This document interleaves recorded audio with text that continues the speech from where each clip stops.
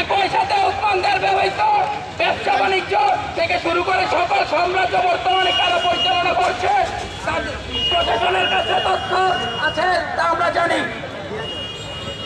তাদেরকে দ্রুত আইনের আওতায় আনতে হবে, কেননা এই সাম্রাজ্য অর্থ দিয়ে আমাদের ভাইদেরকে হত্যা করার চেষ্টা চালানো হচ্ছে।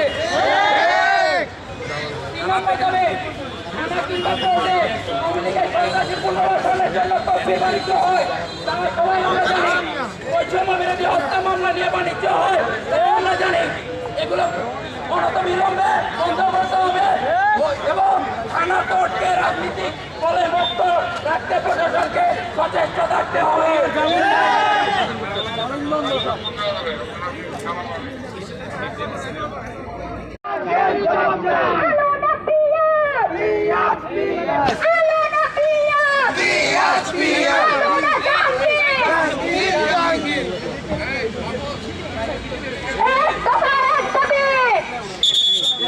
তুমি কে আমি কে